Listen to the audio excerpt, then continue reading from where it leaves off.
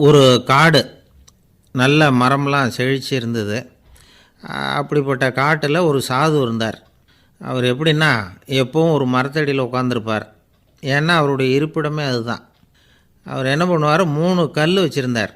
செங்கல் மாதிரி இருக்கும், ஆனால் அதை விட கொஞ்சம் பெருசாக இருக்கும். எதுக்கு அந்த 3 கல்லுன்னா அதுதான் அவருடைய படுக்கை. அதாவது தூங்குறப்ப ஒரு கல்லை தலைக்கு கீழே வச்சுக்குவார், இன்னொரு கல்லை இடுப்புக்கு கீழே வச்சுக்குவார், இன்னொரு கல்லை காலுக்கு கீழே வச்சுக்குவார். உடம்பை ஒரு அப்படியே ஒரு தகட்டால் மூடிக்குவார், அப்படியே தூங்கி போயிடுவார். மழை பெய்யுதுன்னு வச்சுங்க, அவர் உடம்பு 3 கல் மேலே இருக்குதா, அதனால் தண்ணி அடியில் ஓடி போடும், உடம்பு நனையாது. மேலே தகடு இருக்கிறதுனால மழையும் உடம்புல படாது. அவர் தூக்கமும் கெடாது, நிம்மதியாக தூங்குவார். பகலில் அந்த 3 கல்லையும் ஒரு சேர ஒரு அடுப்பு மாதிரி வச்சு அது மேலே உட்காந்துக்குவார். அதனால் பாம்பு பூச்சி எதுவும் அவரை தொந்தரவு பண்ணுறதில்ல. அது பாட்டுக்கு நடந்து போயிடும். அவர் பாட்டுக்கு நிம்மதியாக இருப்பார். யாராவது எதையாவது கொண்டுகிட்டு கொடுத்தா அதை வாங்கி சாப்பிடுவார், அவ்வளவுதான். ஒரு நாள் அந்த நாட்டு அரசன் காட்டுக்கு வேட்டையாட வந்தான். அந்த வழியாக வந்தப்போ இந்த சாது படுத்துருக்கிறத பார்த்தான், பரிதாபப்பட்டான். ஐயோ பாவம், இவர் இப்படி இந்த கல் மேலே உடம்பை வச்சுக்கிட்டு தூங்குறாரே, என்ன பாடுபடுவார். இவரை நாம் அரண்மனைக்கு அழைச்சிட்டு போய் சுகமாக நிம்மதியாக இருக்கிறதுக்கு வழி செஞ்சு கொடுப்போம், அது ரொம்ப நல்லாயிருக்கும் அப்படின்னு நினச்சான். அப்படி நினச்சிக்கிட்டே அரண்மனைக்கு வந்துட்டான். அதுக்கப்புறம் ஒரு பல்லக்கையும் 2 சேவகர்களையும் காட்டுக்கு அனுப்பி அந்த சாதுவை மெதுவாக இங்கே அழைச்சிட்டு வந்துடுங்க அப்படின்னு சொல்லி அனுப்பி வச்சான். இவங்க போய் அவர்கிட்ட விவரத்தை சொன்னாங்க. எனக்கு என்னத்துக்கு அரண்மனை வாசம் அப்படின்னார். இருந்தாலும் மன்னர் உத்தரவு, நீங்கள் அவசியம் வரணும் அப்படின்னாங்க இவங்க. சரின்னு சொல்லிவிட்டு வேறு வழி இல்லாமல் புறப்பட்டார். புறப்படும் பொழுது என்ன பண்ணார்னா, மறக்காமல் அந்த 3 கல் ஒரு தகடு அதையும் எடுத்து பல்லக்கில் வச்சுக்கிட்டார். என்னத்துக்கு இதையெல்லாம் எடுத்து வைக்கிறாரு அப்படின்னு சொல்லி அவங்க யோசனை பண்ணாங்க. இருந்தாலும் அதை பற்றி ஒன்றும் கேட்கல. பேசாமல் அவரை அழைச்சிட்டு போய் அரண்மனையில் விட்டுட்டாங்க. அரசன் ஓடி வந்தான், வரவேற்றான், அறுசுவை உணவு படைத்தான். அவர் படுக்கிறதுக்கு தங்க கட்டில், பட்டு மெத்தை, இப்படி எல்லாம் ஏற்பாடு பண்ணி வச்சான். இங்கே படுத்து ஓய்வு எடுத்துங்க அப்படின்னு சொல்லிவிட்டு அவன் பாட்டு போயிட்டான். மறுநாள் காலையில் பார்க்குறான், சாது படுத்துருக்கிறார். எப்படி தெரியுமா, அந்த பட்டு மெத்தை மேலே 3 கல்லையும் வச்சு வழக்கம் போலவே அது மேலே படுத்துருக்கிறார். அதுக்கு மேலே தகடு. அரசன் பார்த்துட்டு அதிர்ச்சி ஆகிட்டான். என்ன சுவாமி இப்படி அப்படின்னா, சாது சொன்னார், எனக்கு தேவையும் இல்லை குறையும் இல்லை, எல்லா இடத்துலையும் எனக்கு ஒரே மகிழ்ச்சி தான் அப்படின்னார். மகிழ்ச்சிங்கிறது தங்க கட்டிலேயோ பட்டு மெத்தையிலேயோ இல்லை, அது மனசில் இருக்கிற ஒரு விஷயம். உண்மையான மகிழ்ச்சிக்கு வழி மனப்பக்குவம் அப்படிங்கிறது அந்த அரசனுக்கு புரிஞ்சுதான். இந்த காலத்தில் ஒரு சாமியார், அவரை தேடி ஒரு சீடன் வந்தான். என்னாச்சு தெரியுமா, சுவாமி எனக்கு நிம்மதி வேணும், அதுக்கு என்ன வழின்னு கேட்டான். சாமியார் நிமிர்ந்து பார்த்தார். அப்புறம் சொன்னார், நீ ஏகப்பட்ட பேர்கிட்ட கடன் வாங்கியிருக்கிற, அதையெல்லாம் திருப்பி கொடுத்தா தான் உனக்கு நிம்மதி கிடைக்கும்னார். இவனுக்கு ஆச்சரியம். அது எப்படி சாமி, அவ்வளவு கரெக்டாக நான் கடன் வாங்கினதை கண்டுபிடிச்சிங்க அப்படின்னா. உனக்கு கடன் கொடுத்து சாமியாராக போனதே நான் தான்ப்பா, அதனால தான் இந்த கதிக்கு வந்தேன். என்கிட்டயே நிம்மதிக்கு வழி கேட்குறியே, அதுதான்டா வேதனை அப்படின்னாராம் அவர். எது ரொம்பவும் கஷ்டமான காரியம் அப்படின்னு கேட்டார் ஒருத்தர். ஒருத்தருக்கு ஒருத்தர் சண்டை போடாமல் இருக்கிறது தான் ரொம்ப கஷ்டமான காரியம் அப்படின்னு தோணுது. ஒரு நாட்டுக்கும் இன்னொரு நாட்டுக்கும் சண்டை, நாட்டுக்குள்ளேயே ஒரு குரூப்புக்கும் இன்னொரு குரூப்புக்கும் சண்டை. ஏன் சண்டை போட்டுக்கிறீங்கன்னு கேட்டு பாருங்கள். நாங்கள் சமாதானத்துக்காக தான் சண்டை போட்டுக்கிறோம் அப்படிம்பாங்க. வாழறதுக்காக பிறந்த மனுஷன் லட்சியத்துக்காக உயிரை விட தயார் அப்படின்னு சொல்லிகிட்டு இருப்பான். அப்படி உயிரை விடுறவங்கள நாமளும் பாராட்டுவோம்.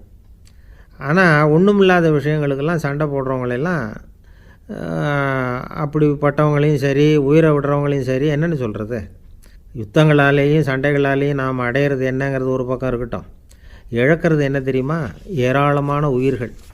ரத்தம் சிந்துறதுக்கு நான் தயார் அப்படின்னு மார்தட்டி சொல்லலாம். ஆனால் ரத்தம் சிந்தினா உயிர் காத்துக்கிட்டு இருக்க தயார் இல்லை. அதாவது உயிர் நமக்காக காத்துக்கிட்டு இருக்க தயார் இல்லை. இழக்கிற ரத்தத்தை ஈடுகட்டினா தான் உயிரை காப்பாற்ற முடியும். அதனால் இது சம்மந்தமாக ஆராய்ச்சி செய்கிற கட்டாயம் ஏற்பட்டு போச்சு. அதோட விளைவாக புதுசாக ஒன்றை கண்டுபிடிச்சிருக்கிறாங்க. அதுதான் செயற்கை ரத்தப்பொடி. இப்போ இந்த திடீர் சாம்பார் பொடி, திடீர் ரசப்பொடி, திடீர் காப்பி பொடி இப்படிலாம் சொல்கிறோம்ல, அது மாதிரி இது திடீர் ரத்தப்பொடி. இஸ்ரேல் ஒரு சின்ன நாடு, மக்கள் தொகை குறைச்சல், அதோட போர்கள் வேறு. அதனால் காயம்பட்டவங்களை காப்பாற்றியே தீர வேண்டிய கட்டாயம். காப்பாற்றணும்னா ரத்த இழப்பை தடுக்கணும். அப்படின்னா உடனடியாக புது ரத்தம் செலுத்தி ஆகணும். திடீர்னு ரத்தம் வேணும்னா எங்கே போகிறது? அதுவும் கிடைக்கிற ரத்தம் சேர்கிற குரூப்பாக இருக்கணும். ஒரு வேடிக்கை பார்த்தீங்களா, நான் வேறு குரூப்பு நீ வேறு குரூப்புன்னு இவன் சண்டை போடுறான். இதில் அடிபட்டவனுக்கு ரத்தம் கொடுக்க போனால் அதுலேயும் அது வேறு வேறு குரூப்பாக இருக்குது. அது ரத்தமும் வேறு வேறு குரூப்புன்னு சொல்லிகிட்டு இருக்குது. எந்த குரூப்பு ரத்தம் வேணும்? அது உடனடியாக கிடைக்கலன்னா என்ன பண்ணுறது? இப்படிப்பட்ட கஷ்டம்லாம் நமக்கு வந்துடுது. இதுக்காக தான் விஞ்ஞானிகள் இந்த ரத்த பொடியை கண்டுபிடிச்சிருக்கிறாங்க. அதாவது ஒரு ஆள் அடிபட்டு போட்டான்னு வச்சுங்களேன், அவனுக்கு ரத்தம் கிடைக்கல. உடனே என்ன பண்ணலாம்? இந்த சுத்தப்படுத்தப்பட்ட தண்ணீரை கொஞ்சம் எடுத்துக்க வேண்டியது, அதில் இந்த ரத்த பொடியை கரைக்க வேண்டியது. இப்போ இந்த செயற்கை ரத்தம் வந்து தயாராகிட்டுது. இதை அந்த ஆள் உடம்புல ஏற்றி விட்ற வேண்டியது. இயற்கையாக நம்ம உடம்பில் இருக்கிற ரத்தம் என்னென்ன வேலை செய்யுதோ அதே வேலையை இதுவும் செய்யும். அதாவது ஆக்சிஜனை உடம்பில் எல்லா இடத்துக்கும் எடுத்துகிட்டு போகுது. அந்த வேலையை இந்த செயற்கை ரத்தமும் செஞ்சுடுது. ஆனால் ஒரு விஷயம், இந்த செயற்கை ரத்தம் ஒரு அவசரத்துக்கு தான் உபயோகப்படுத்தலாம், ஒரு முதல் உதவி மாதிரி. அதை அப்படியே நிரந்தரமாக விட்டுற முடியாது. பின்னாடி வந்து தேவையான குரூப்பு உண்மையான ரத்தம் கிடைச்ச உடனே அதை செலுத்திக்கணும். உண்மையான ரத்தத்தை 20லேருந்து 40 நாள் வரைக்கும் தான் பாதுகாக்க முடியும். அதுவும் குளிர்பதன பெட்டியில். அதுக்குள்ளே உபயோகப்படுத்தலைன்னா அது வீணாக போயிடும். இந்த ரத்த பொடி அப்படி இல்லை, எவ்வளோ நாள் வேணும்னாலும் அப்படியே வச்சுருக்கலாம். குளிர்பதன பெட்டியும் தேவையில்லை. ஆனால் ஒன்று, இது தண்ணியில் கலந்து செயற்கை ரத்தமாக ஆக்கிவிட்டா அதோட வலு 72 மணி நேரம் தான். அதாவது 3 நாள். அதுக்குள்ளே அந்த ஆசாமியை எங்கேயாவது ஆஸ்பத்திரிக்கு தூக்கிட்டு போய் உண்மையான ரத்தத்தை கொடுத்துடணும். சண்டையில் அடிபடுறவங்க, சாலை விபத்தில் அடிபடுறவங்க, இவங்களுக்கெல்லாம் அவசரத்துக்கு கை கொடுத்து உதவுறது இந்த செயற்கை ரத்த பொடி. அதுக்கப்புறம் நாம் கொடுக்குற ரத்தம் தான் அவங்கள காப்பாற்றணும். இன்றைக்கி வந்து ரத்தத்தை தானமாக கொடுக்க தயாராக இருக்கிற நல்ல உள்ளங்கள் ஏராளம். எவ்வளவு ஆக்சிடெண்ட்டு, ஆப்ரேஷன், இதில் சம்மந்தப்பட்டவங்களை வந்து காப்பாற்றுறது நாம் தானமாக கொடுக்குற ரத்தம் தானே. ஒரு ஆக்சிடெண்ட்டு, ஒரு ஸ்கூட்டர் ஒரு ஆள் மேலே மோதி விட்டுது. பார்த்து வரக்கூடாதா அப்படின்னா அந்த ஆள், நீ தான் பார்த்து நடக்கணும், ஏன்னா 20 வருஷமாக நான் அந்த ஸ்கூட்டரை ஓட்டிகிட்டு இருக்கிறேன் அப்படின்னானா இவன். இதுக்கு அவன் சொன்னானா, நீ தான் பார்த்து ஓட்டணும், ஏன்னா 40 வருஷமாக நான் இப்படி நடந்துக்கிட்டு இருக்கிறேன் அப்படின்னானா. ஒரு ஊரில் ஒரு ராஜா இருந்தார். பெரிய அரண்மனையில் தான் இருக்கிறார். எல்லா வசதியும் இருந்தது. இருந்தாலும் அவர் எல்லாரும் சொல்கிறது எப்படி தெரியுமா? பிச்சைக்கார ராஜா. அப்படி ஒரு பேர் அவருக்கு நிலச்சி போச்சு. ஜனங்களும் சரி, மற்ற தேசங்களில் உள்ளவங்களும் சரி, அவர் அந்த பேர் சொல்லியே குறிப்பிடுறது வழக்கமாக போட்டுது. இது அவருக்கு ரொம்ப கவலையாக போச்சு. என்ன இது, நம்மளை தேடி வர்றவங்களுக்கெல்லாம் நாம் சோறு போடுறோம், நம்ம புகழ்ந்து பாடல் ஏற்றி கொண்டு வர்ற புலவர்களுக்கெல்லாம் அவங்க எப்படி வந்தாலும் ஒருவேளை சோறு போடணுங்கிறது உத்தரவு. இவ்வளவுலாம் செஞ்சும் நம்மளை போய் பிச்சைக்கார ராஜான்னு எல்லாரும் சொல்கிறாங்களே, அது ஏன்? எதுக்காக இப்படி சொல்கிறாங்க? இதுதான் ராஜாவுக்கு குழப்பம். சரி, இதை பற்றி நம்ம அமைச்சர்கள்கிட்ட கேட்கலாமா அப்படின்னு யோசனை பண்ணார். இந்த விஷயத்தை போய் அவங்கக்கிட்ட எப்படி கேட்குறதுன்னு அவருக்கு தயக்கமாக இருந்தது. கௌரவ குறைச்சலாக தெரிஞ்சுது அவருக்கு. சரி, சாதாரண குடிமக்கள்கிட்ட இதை பற்றி கேட்கலாமா அப்படின்னு யோசனை பண்ணார். கேட்கலாம். ஆனால் அவங்க யாரும் ராஜா முன்னாடி வந்து நின்று தைரியமாக பேசக்கூடிய அளவுக்கு இல்லை. ராஜாவோட குழப்பம் நாளுக்கு நாள் அதிகமாக போச்சு. கடைசியாக அவர் ஒரு முடிவுக்கு வந்தார். அதாவது இதை பற்றி ஒரு பிச்சைக்காரங்கிட்டே கேட்டு பார்த்துட்டா என்ன. இதுதான் அவர் பண்ண முடிவு. உடனே மாறு வேஷம் போட்டுக்கிட்டு நகர்வலம் போனார். ஒரு பிச்சைக்காரனை கண்டுபிடிச்சார். இதை பாருப்பா, நம்ம ராஜாவை எல்லாரும் பிச்சைக்கார ராஜான்னே சொல்கிறாங்களே, அதுக்கு என்ன காரணமாக இருக்கும் அப்படின்னு கேட்டார். அதுக்கு அவன் சொல்கிறான், இதுக்கான பதிலை இன்னும் ஒரு 30 நாளில் சொல்கிறேன் அப்படின்னா. உடனே இவருக்கு சந்தோஷம். உண்மையை அவங்ககிட்ட சொன்னார். நான் வேறு யாரும் இல்லை, நான் தான் இந்த நாட்டு ராஜா. இப்போ நீ என் கூடவே வந்துடு, அரண்மனையிலேயே தங்கிக்கோ. 30 நாள் கழித்து எனக்கு பதில் சொல்லிவிட்டு அதுக்கப்புறமா நீ போகலாம் அப்படின்னு சொல்லி அழைச்சிட்டு வந்துட்டார். அரண்மனையில் ஒரு மூலையில் அவன் தங்கிறதுக்கு இடம் கொடுத்தார். தினம் 2 வேளையும் இவனுக்கு சோறு போடுங்க அப்படின்னு உத்தரவு போட்டார். ராஜா கொடுத்த இடத்துல போய் உக்காந்துக்கிட்டான் அந்த பிச்சைக்காரன். தினமும் அந்த அரண்மனையில் நடக்கிறதையெல்லாம் கவனிச்சிக்கிட்டு வந்தான். வேளைக்கு சாப்பாடு வரும், சாப்பிட்டுக்கிட்டு இருக்கான். இப்படி 30 நாள் முடிஞ்சுது. ராஜா வந்தார். என்ன, என்னோட கேள்விக்கு பதில் என்னன்னு கண்டுபிடிச்சிட்டியான்னார். கண்டுபிடிச்சிட்டேன்னா. என்ன எல்லாரும் பிச்சைக்கார ராஜான்னு சொல்கிறாங்களே, அது நியாயமாக படுதா உனக்குன்னு கேட்டார். நியாயமாக தான் படுது, சந்தேகம் இல்லாமல் நீங்கள் பிச்சைக்கார ராஜா தான். என்ன தான் நீங்கள் வசதியோடவும் படைபலத்தோடவும் இருந்தால் கூட நீங்கள் எங்கள் வர்க்கத்தை சேர்ந்த ஆசாமி தான் அப்படின்னு அடித்து சொல்லிவிட்டான் அந்த ஆள். ஏனால் அப்படி சொல்கிறேன்னு கேட்டார் இவர். அரசே, ஒரு உண்மையை கண்டுபிடிச்சி சொல்கிறதா நான் உங்ககிட்ட சொன்னேன். நீங்கள் ராஜ பரம்பரைன்னா உடனே உங்கள் கழுத்தில் கிடக்கிற முத்து மாலையை கழட்டி பரிசாக கொடுத்துருப்பீங்க, பொன்னையும் மணியையும் கொடுத்துருப்பீங்க. ஆனால் நீங்கள் அப்படி செய்யலை. என்னை ஒரு மூலையில் உட்கார வச்சு 2 வேளை சோறு போட சொன்னீங்க.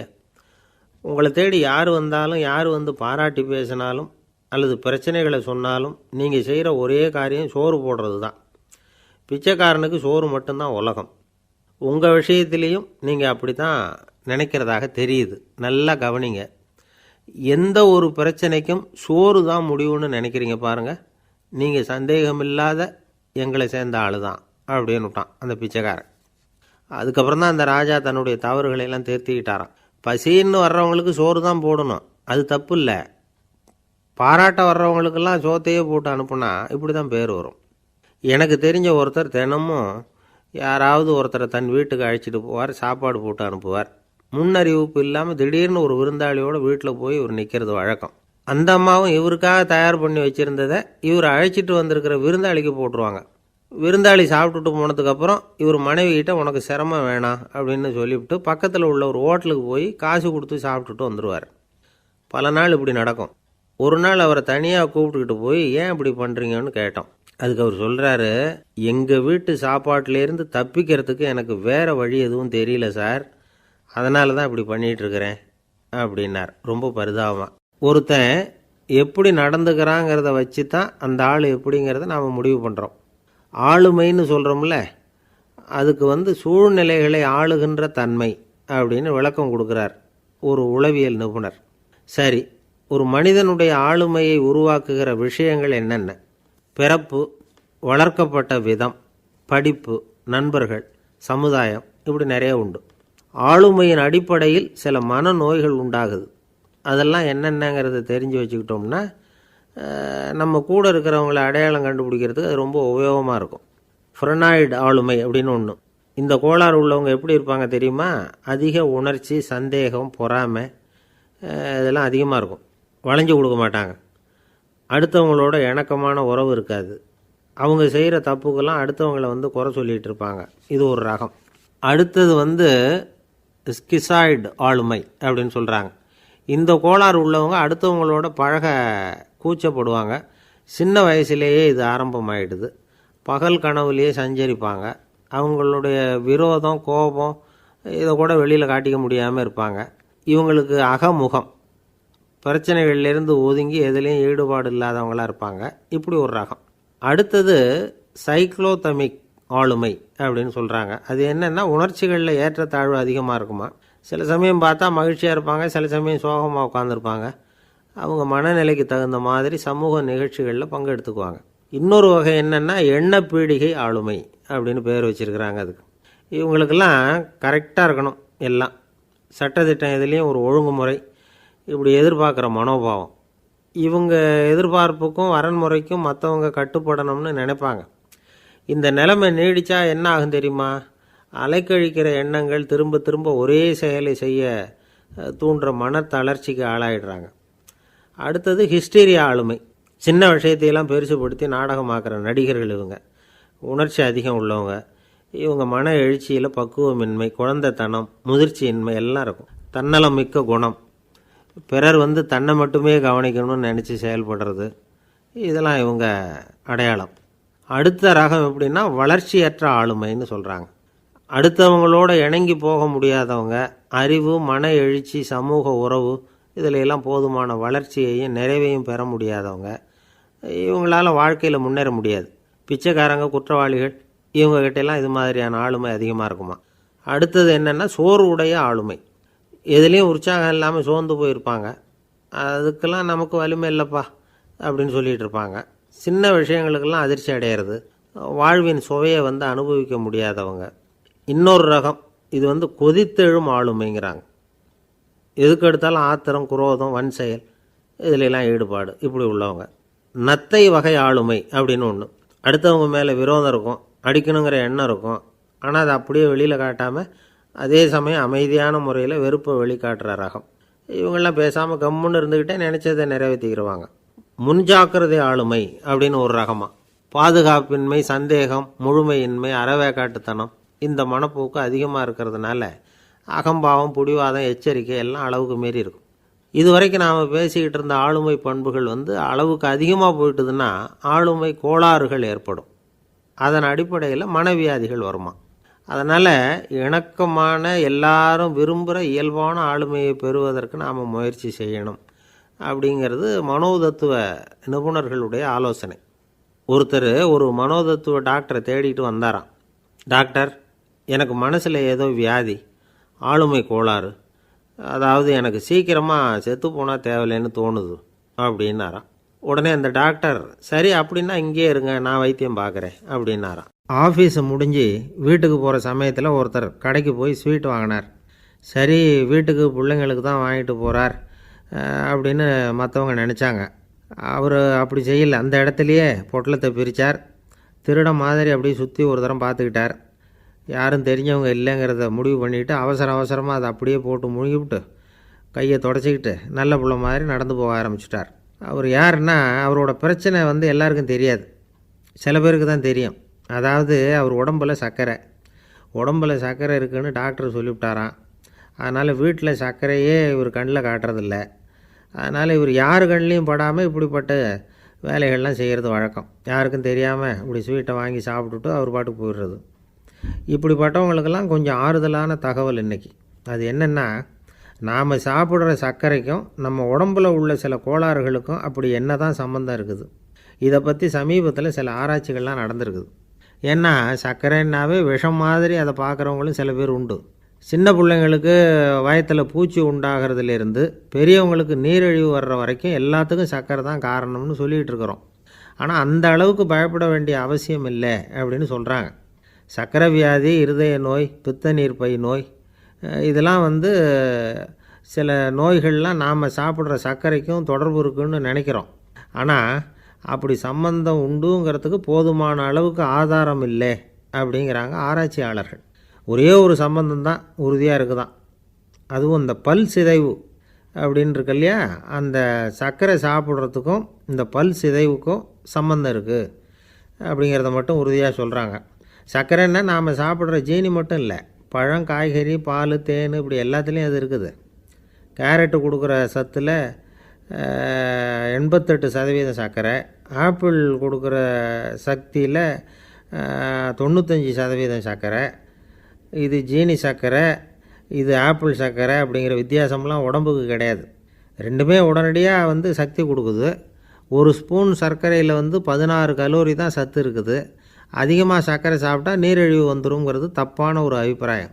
டயபெட்டிஸுங்கிறது ஒரு மெட்டபாலிக் டிஸார்டர், அவ்வளவுதான். அதாவது நாம் சாப்பிட்ற சர்க்கரையை நம்ம உடம்பு திறமையாக உபயோகப்படுத்திக்க முடியல அப்படின்னு அர்த்தம்.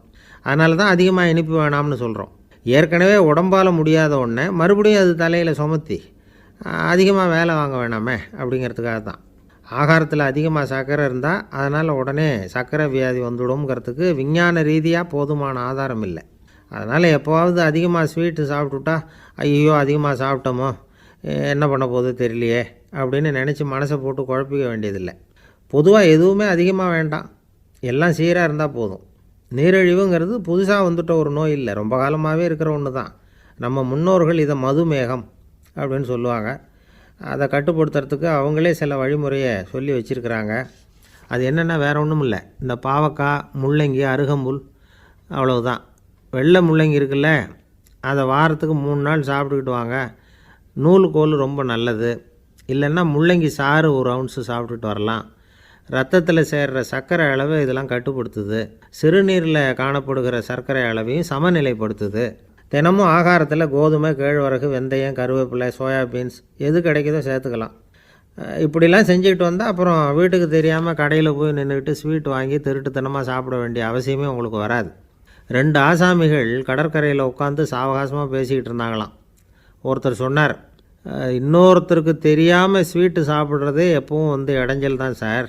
நேற்றுக்கு பாருங்கள், அப்படி தான் சாப்பிட்டுக்கிட்டு இருந்தேன், வீட்டுக்காரி கண்ணில் போட்டுவிட்டுது, அதுக்கப்புறம் ஒரே ரகலையாக போச்சு அப்படின்னாராம். எனக்கு கூட அப்படி தான் சார் ஆகிட்டுது, ஒரே ரகலை அப்படின்னாராம் இன்னொருத்தர். நீங்கள் சாப்பிட்டதும் உங்கள் வீட்டுக்காரங்க கண்ணில் போட்டுவிட்டுதா சார் அப்படின்னு கேட்டிருக்கார் இவர். அதுக்கு அவர் சொன்னாராம், அப்படி இல்லை சார், கடைக்காரர் கண்ணில் போட்டுட்டுதோ நான் அவருக்கு தெரியாமல் அந்த ஸ்வீட்டை அவர் கடையிலேருந்து எடுத்திருந்தேன் அப்படின்னு விளக்கம் கொடுத்தாராம் இந்த ஆள். ஒருத்தர் முகத்தை தொங்க போட்டுக்கிட்டு ஒரு மாதிரியாக வந்தார். என்ன விஷயம்னு விசாரித்தேன். என்னுடைய நண்பன் ஒருத்தங்கிட்ட கருத்து வேறுபாடு, இனிமேல் நமக்குள்ளே எந்த சம்மந்தமும் வேணாம்னு நட்பை முறிச்சிட்டு வந்துட்டேன்னா. நண்பர்கள்னு இருந்தால் கருத்து வேறுபாடு வரத்தான் செய்யும்னு. கருத்து வேறுபாடு வராமல் இருக்கிறதுக்கு ஏதாவது வழி உண்டா அப்படின்னு கேட்டாங்க. அதை பற்றி நிபுணர்கள் சில யோசனைகளை சொல்லியிருக்கிறாங்கன்னு. முதல் விஷயம் என்னென்னா, உங்கள் நண்பனுக்கு ஒரு செய்தி சொல்லணும்னா அதை நீங்களே நேரடியாக சொல்லுங்கள், அல்லது உங்கள் கைப்பட கடிதம் எழுதுங்க. அதாவது நேரடி தொடர்பு முக்கியம். அதை விட்டுட்டு இன்னொருத்தர் மூலமாக நண்பர்களுக்கு செய்தி அனுப்புனா நீங்கள் சொல்கிற செய்தி அப்படியே போய் சேராது, அது சேதமாயிடும். கூட்டி குறைச்சி சொல்லிவிடுவாங்க, அது குழப்பத்தில் கொண்டாந்து விட்டுரும். இது ஒரு யோசனை. ரெண்டாவது யோசனை என்னென்னா, நீங்கள் ஒரு நல்ல காரியத்தை செய்யும் பொழுது உங்கள் நண்பரையும் சேர்த்துக்குங்க, அவருக்கும் அதில் ஒரு ஈடுபாட்டை உருவாக்குங்க.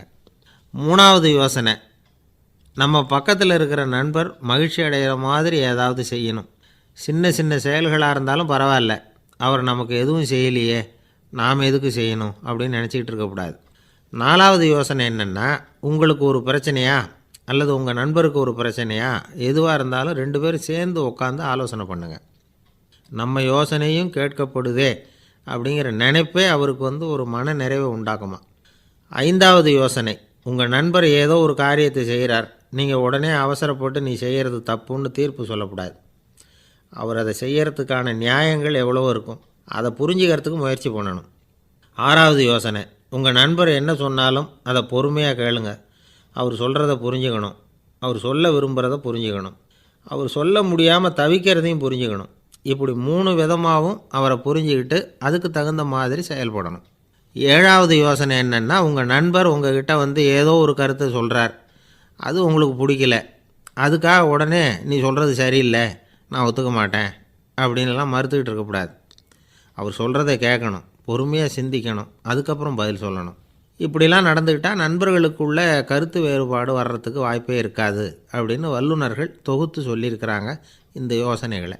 எனக்கு தெரிஞ்ச சில நண்பர்கள் உண்டு, அவங்களுக்குள்ளேயும் கருத்து வேறுபாடுகள் வராமல் இருக்கிறதுக்கு சில நுட்பங்களை கையாளுறது உண்டு. ஒருத்தர் சொன்னார், அந்த டாக்டர் சின்ன வயசுலேருந்து என் கூட பழகினவர், நாங்கள் 2 பேரும் இணை பிரியாத நண்பர்கள், இருந்தாலும் எனக்கு உடம்பு சரியில்லைன்னா நான் அவர்கிட்ட வைத்தியம் பார்த்துக்க மாட்டேன் அப்படின்னார் ஒருத்தர். ஏன் அப்படின்னு கேட்டேன். எங்கள் நட்பு கெட்டுப்போடக்கூடாது இல்லையா, அதனால தான் அப்படின்னார் இவர். ஒரு மனுஷனுக்கு 3 விதத்தில் கர்வம் உண்டாகிறதுக்கு வாய்ப்பு உண்டு. பணம், பதவி, புகழ். பணம் அதிகமாக வந்தால் கர்வம் வரலாம், பதவி பெருசாக வந்துட்டுதுன்னா கர்வம் வரலாம், புகழ் அதிகமாக போனாலும் கர்வம் வரலாம். இந்த 3 வகையான கர்வத்துக்கும் இடம் கொடுக்காமல் இருக்கிறாங்க பாருங்கள், அவங்க தான் சிறந்த மனிதர்கள். ஒரு பெரிய பொறுப்பில் இருக்கிறவங்களுக்கு கர்வம் வந்துடக்கூடாது. அப்படி வந்துட்டுதுன்னா அது எல்லாருக்கும் இடைஞ்சல். ஒரு ராஜா இருந்தார். அவர் ஒரு நாள் தன்னுடைய தலைநகரத்தை சுற்றி வந்துக்கிட்டு இருந்தார். ஒரு இடத்துல ஒரு அழகான நிலத்தை பார்த்தார். ஆஹா, இந்த இடத்துல நமக்குன்னு ஒரு மாளிகையை கட்டினா எவ்வளோ நல்லாயிருக்கும் அப்படின்னு நினச்சார். ராஜா நினச்சா அது முடியாத காரியமா? சரி, இந்த நிலம் யாருக்கு சொந்தம்னு விசாரிங்க அப்படின்னார் பக்கத்தில் இருந்தவங்கக்கிட்ட. அவங்கெல்லாம் ஓடி போய் விசாரித்தாங்க. அந்த இடம் ஒரு வயசான கிழவிக்கு சொந்தம், வயசான அம்மாவுக்கு சொந்தமாக. அந்த அம்மா தான் அதில் ஒரு குடிசையை போட்டு குடியிருந்துகிட்டு இருக்கிறாங்க. சரி, அந்த நிலத்துக்கு ஒரு விலையை நிர்ணயம் பண்ணி அதை அந்த வயசான அம்மாக்கிட்ட கொடுத்துருங்கோ அப்படின்னு உத்தரவு போட்டார் ராஜா. ஆனால் அந்த அம்மா, இது எங்கள் பூர்வீக இடம், இதை விற்க மாட்டேன் அப்படின்னு சொல்லிவிட்டுது. சரி, 2 பங்கு விலை கொடுக்குறோம்னு சொல்லி பாருங்க அப்படின்னாங்க. அப்படியே சொன்னாங்க அரண்மனை ஆட்கள். அதுக்கும் சம்மதிக்கலை அந்த அம்மா. இதை கேள்விப்பட்டதும் ராஜாவுக்கு கோபம் வந்துட்டுது. தன்னுடைய ஆளுங்களை கூப்பிட்டார். போய் அந்த குடிசையை பிரிச்சேரிங்க, காசெல்லாம் ஒன்றும் கொடுக்காதீங்க அப்படின்னு கத்தினார். அவ்வளோதான். அடுத்த நிமிஷம் அரண்மனை ஆசாமிகள் போனாங்க, குடிசையை பிரித்து எரிஞ்சாங்க. அந்த வயசான அம்மா இருக்குது, அதுவும் அந்த இடத்த விட்டு துரத்தி விட்டாங்க. அந்த இடத்துல ஒரு அரச மாளிகையை கட்டி முடிச்சிட்டாங்க. அந்த வயசான அம்மா பாவம், ராஜாவே இப்படி பண்ணால் யார்கிட்ட போய் முறையிட முடியும்? ஒரு ஞானி இருந்தார், அவர்கிட்ட போய் சொன்னாங்க.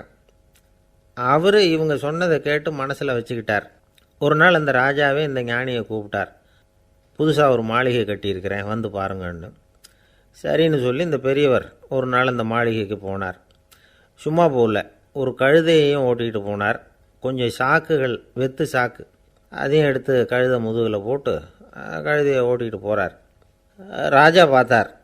அவருக்கு இது ஆச்சரியமாக இருந்தது. என்ன இது, மாளிகைக்கு வந்துட்டு போங்கன்னு கூப்பிட்டா கழுதை சாக்கு இதெல்லாம் கூப்பிட்டு வராரே, ஒன்றும் புரியலையேன்னு நினச்சார். எதுக்காக இதெல்லாம்னு கேட்டார். அரசருடைய தோட்டத்திலேருந்து கொஞ்சம் மண் எடுத்துகிட்டு போகிறதுக்கு ஆசைப்பட்றேன், அதுக்கு நீங்கள் அனுமதி கொடுக்கணும் அப்படின்னாரு இவர். இது என்ன வேடிக்கையான கோரிக்கையாக இருக்குது அப்படின்னு நினச்சார் ராஜா. இருந்தாலும் மண்ணு தானே கேட்குறாரு, எடுத்துகிட்டு போகட்டுமே அப்படின்னு நினச்சார். சரின்னு அனுமதி கொடுத்தார். அந்த பெரியவர் தோட்டத்துக்கு போனார், மண்ணை வெட்டினார், சாக்கில் போட்டு நிரப்புனார். ராஜாவை கொஞ்சம் கிட்ட வாங்கன்னு கூப்பிட்டார். இந்த மண் மூட்டையை தூக்கி கழுதையோட முதுகில் வைக்கணும், கொஞ்சம் உதவி பண்ணுங்கன்னார். ஓ பண்ணுறேனே அப்படின்னு சொல்லி ராஜா கிட்ட போனார். மூட்டையை தூக்கி பார்க்குறாரு, முடியல, திணறி போட்டார். இப்போ அந்த ஞானி பேசினாராம். அரசே, இந்த ஒரு சாக்கு மண்ணையே உங்களால் தூக்க முடியல, அந்த கிழவிகிட்ட இருந்து அந்த அக்கிரமமாக அபகரித்த இந்த தோட்டம் பூராவையும் சுமக்கணும்னு ஆசைப்படுறீங்களே, அது உங்களால் முடியுமா அப்படின்னு கேட்டாராம். ராஜா யோசனை பண்ண ஆரம்பித்தார். தன்னுடைய செயலுக்காக வருத்தப்பட்டாராம். அந்த வயசான அம்மாவை உடனடியாக வரவழைச்சார். தாயே, தப்பு பண்ணிட்டேன், என்னை மன்னிச்சுக்குங்க, இன்னையிலேருந்து இந்த மாளிகையும் தோட்டமும் உங்களுக்கு தான் சொந்தம் அப்படின்னு சொல்லிவிட்டாராம். போகிறப்ப இந்த உலகத்திலேருந்து எண்ணத்தை எடுத்துகிட்டு போக போகிறோம், அதனால் ரொம்பவும் அலட்டிக்க வேண்டியதில்லை, கர்வப்பட வேண்டியதில்லை அப்படிங்கிறது ஒரு பெரிய உபதேசம். ஒரு பெரிய மனுஷன் சாக கிடந்தார், ரொம்பவும் அழுதார். ஏன் அழறீங்க அப்படின்னு கேட்டாங்க சுற்றி இருந்தவங்க. நான் சாகிறதுக்காக கவலைப்படலை, நான் நம்ம ஜனங்களுக்காக எவ்வளவோ காரியம்லாம் செஞ்சுக்கிட்டு வந்தேன். நான் செஞ்சுக்கிட்டு வந்த சேவையை இனிமேல் யார் செய்ய போகிறாங்க, அது யாரால் முடியும், அதை நினச்சி தான் அழறேன் அப்படின்னாராம். ஒருத்தர் முன்னாடி வந்தார்.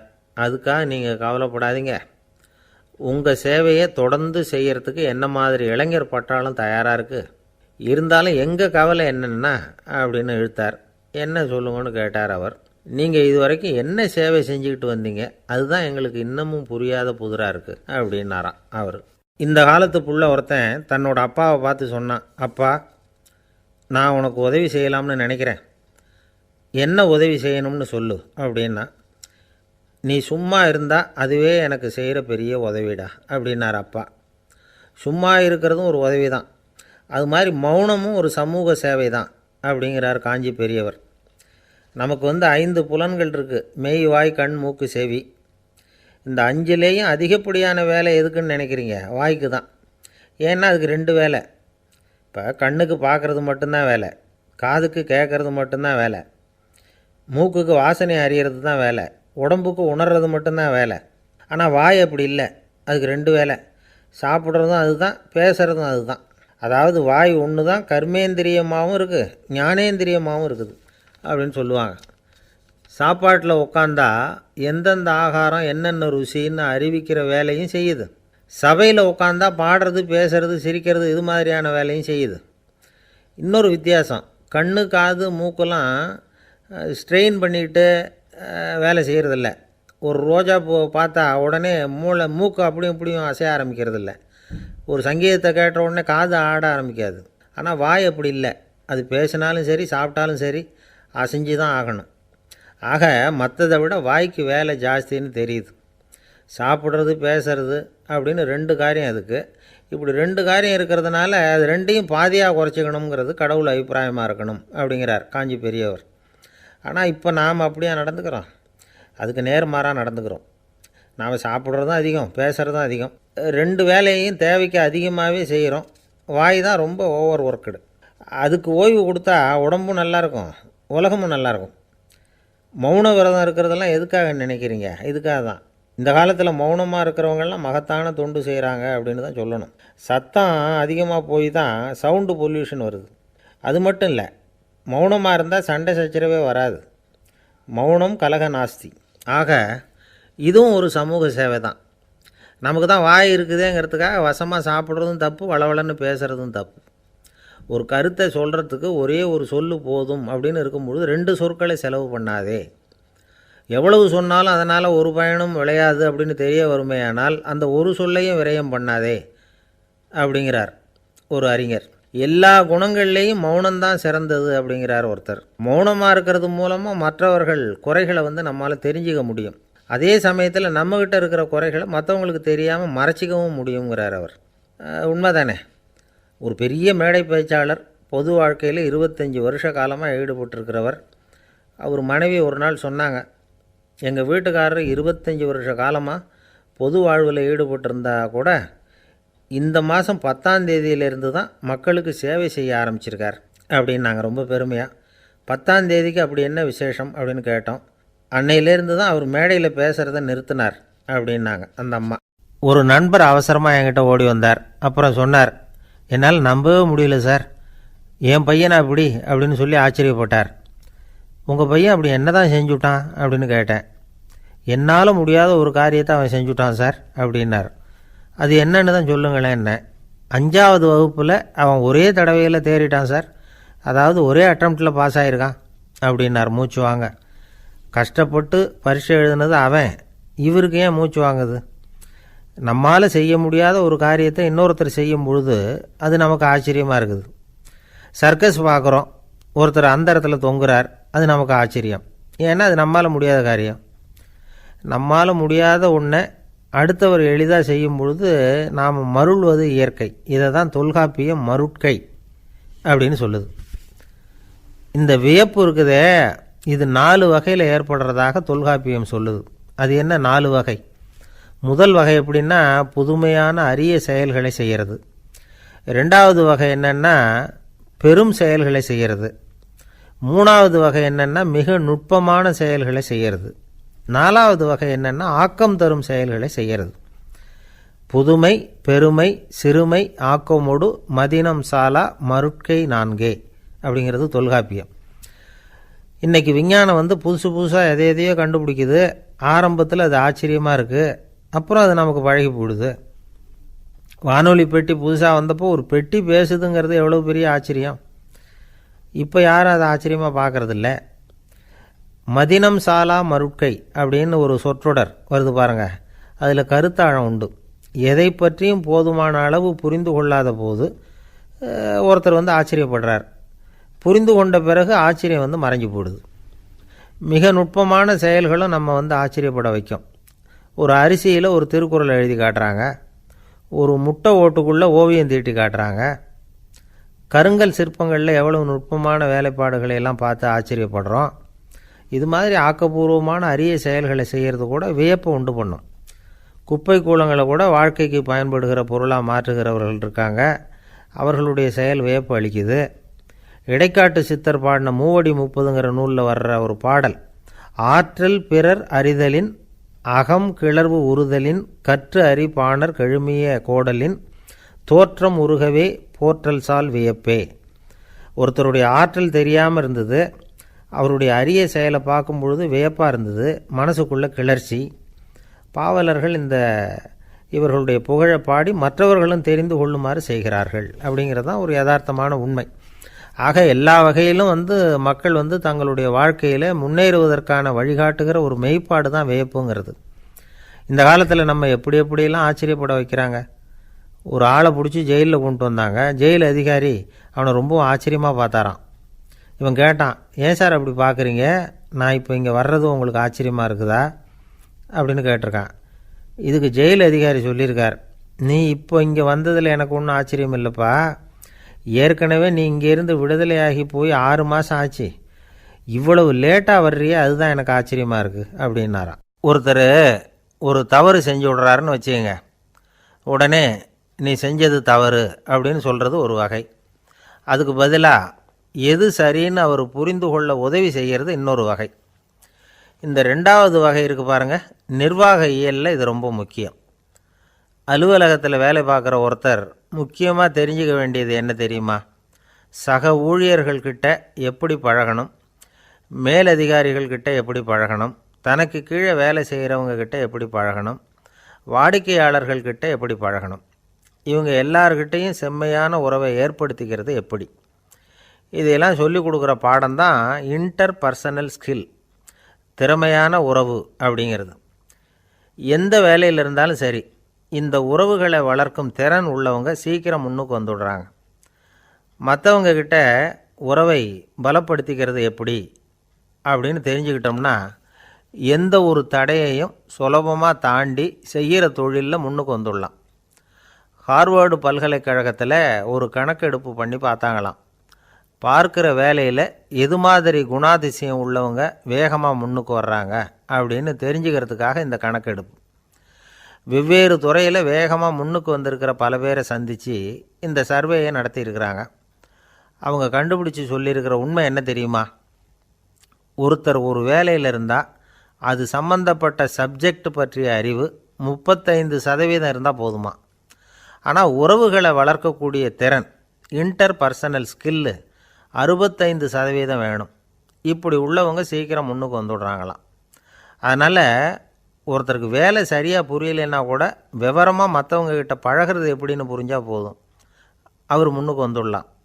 அலுவலகங்களில் மட்டும் இல்லை, எல்லா இடங்கள்லேயும் இது ரொம்ப முக்கியம்.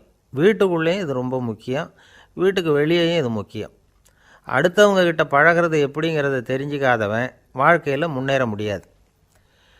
இன்றைக்கி ஆயுதங்களால் காயப்படுத்தி கொள்ளுகிறவர்களை விட வார்த்தைகளால் காயப்படுத்தி கொள்ளுகிறவர்கள் தான் அதிகம். பெரியவங்க என்ன சொல்கிறாங்க தெரியுமா? நீங்கள் இந்த பூமியில் பிறந்ததன் அர்த்தம் பூர்த்தி ஆகணும்னா அடுத்தவங்களுக்கு உதவி பண்ணுங்க. அடுத்தவங்களுக்கு உதவி செய்ய முடியாவிட்டால் கூட பரவாயில்லை, ஆனால் யாரையும் புண்படுத்தி விடாதீங்க அப்படின்னு சொல்கிறாங்க. எனக்கு தெரிஞ்ச ஒருத்தர் ஒரு அலுவலகத்தில் வேலை பார்க்குறார். அவர் சொல்லுவார், எனக்கு இந்த இன்டர் பர்சனல் ஸ்கில் ரொம்ப அதிகம் சார். சக ஊழியர்கள்கிட்ட ரொம்ப சுமூகமாக நடந்துக்குவேன். என் கூட வேலை பார்க்குற ஒருத்தருக்கு ஏதாவது ஒரு கஷ்டம்னா அந்த சமயத்தில் அவர் செய்ய வேண்டிய வேலையை நான் செஞ்சுருவேன் சார் அப்படிம்பார். நான் அவர்கிட்ட சமீபத்தில் அப்படி ஏதாவது செஞ்சுருக்கீங்களா அப்படின்னு கேட்டேன். செஞ்சுருக்கேன் சார். போன வாரம் புதன்கிழமை ஆஃபீஸில் என் பக்கத்து சீட்டுக்காரருக்கு வயிற்று வலி. உடனே நான் மெடிக்கல் லீவ் போட்டுவிட்டு எங்கள் வீட்டுக்கு போயிட்டேன் சார் அப்படின்னார். ஒரு அம்மா தெருவில் உட்காந்து என்னத்தையோ தேடிட்டு இருக்கிறாங்க. அந்த அம்மா ஒரு சூஃபி ஞானி. அவங்க பேர் என்னென்னா ரபியா அல் அடாவியா. அந்த அம்மாவுக்கு கண் கூட தெளிவாக தெரியாது. அந்த பக்கமாக வந்த சில பேர் இவங்களுக்கு உதவி செய்கிறதுக்காக வந்தாங்க. என்ன தேடிட்டு இருக்கிறீங்க அப்படின்னு கேட்டாங்க. இதுக்கு அந்த அம்மா, அந்த கேள்வி அவ்வளோ முக்கியத்துவம் இல்லை, நான் தேடிட்டு இருக்கிறேன், உங்களால் முடிஞ்சால் எனக்கு உதவி பண்ணலாம் அப்படின்னாங்களாம். உதவி செய்ய வந்தவங்களுக்கு ஆச்சரியம்.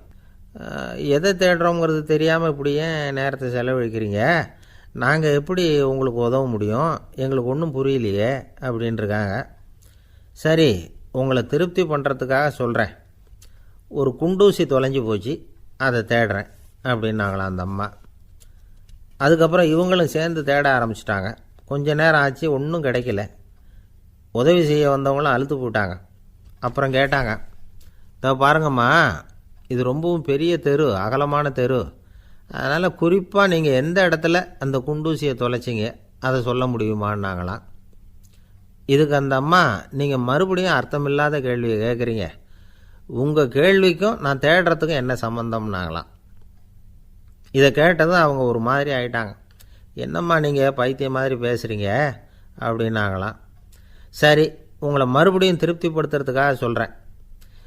அதை நான் எங்கள் வீட்டில் தொலைச்சுட்டேன் அப்படின்னாங்களாம். அப்புறம் எதுக்காக இங்கே வந்து தேடிட்டுருக்குறீங்க அப்படின்னு கேட்டிருக்காங்க. ஏன்னா இங்கே தான் வெளிச்சம் அதிகமாக இருக்குது, அங்கே வீட்டுக்குள்ளே இருட்டாக இருக்குது, அதனால் இங்கே வந்து தேடுறேன்.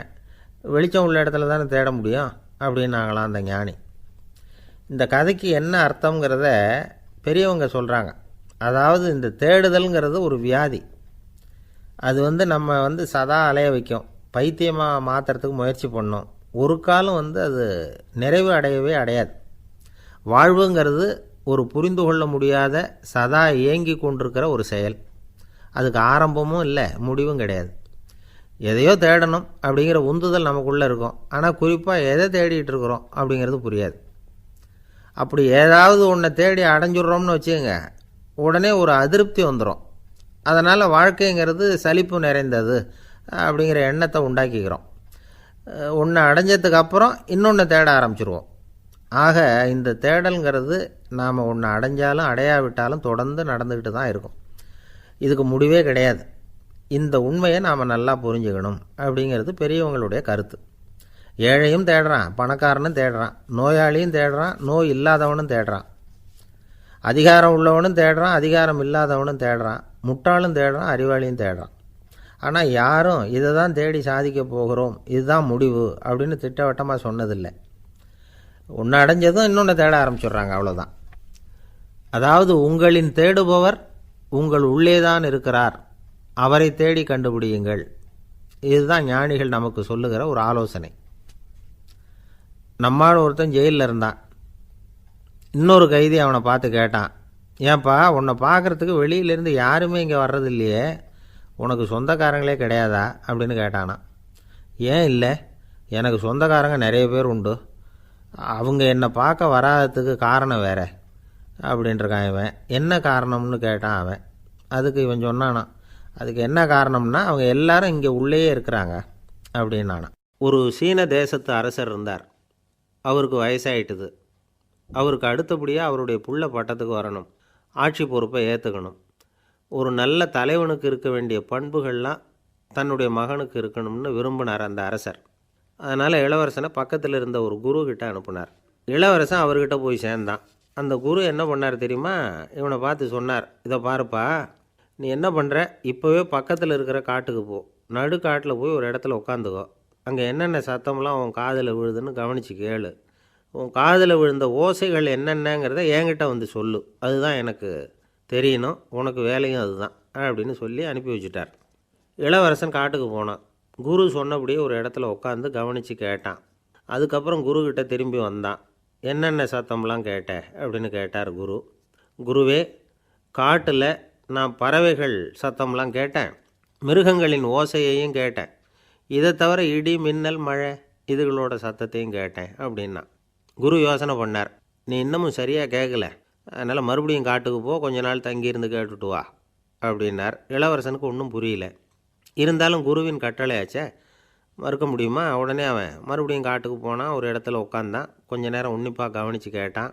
சில நாள் கழித்து குருக்கிட்ட திரும்பி வந்தான். குருவே, இந்த தடவை சில துல்லியமான சத்தங்களையெல்லாம் கேட்டான். தேனீ பறக்கிற சத்தம், நீரோடையின் மெல்லிய ஓசை, இதெல்லாம் கேட்டேன்னா. குரு சிரித்தார். நீ மறுபடியும் காட்டுக்கு போ, இன்னும் சில நாள் அங்கே இரு, முழுமையாக கவனமாக கேட்டுக்கிட்டு வா அப்படின்னு சொல்லி அனுப்பி வச்சுட்டார். இளவரசனுக்கு குழப்பம் அதிகமாயிட்டுது. ஒன்றுமே புரியல. மறுபடியும் காட்டுக்கு போனான். மௌனமாக ஒரு இடத்துல உட்காந்துட்டான். அப்படியே தியானத்தில் ஆழ்ந்துட்டான். சில நாளில் அவனுக்கு இதுவரை கேட்காத ஓசைகள்லாம் கேட்க ஆரம்பிச்சிட்டுது. இதைத்தான் நான் கேட்கணும்னு என்னுடைய குரு எதிர்பார்த்துருக்கிறாருங்கிறத புரிஞ்சுக்கிட்டான்.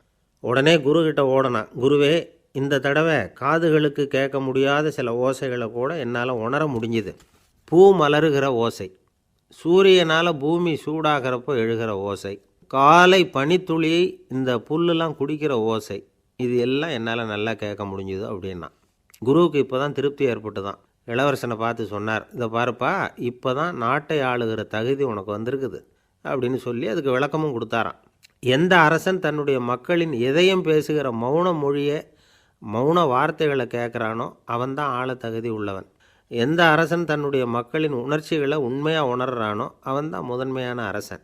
போலி வார்த்தைகளை மட்டும் கேட்டுட்டு பல மௌன ராகங்களை காதில் வாங்கிக்காதவன் அரசனே இல்லை.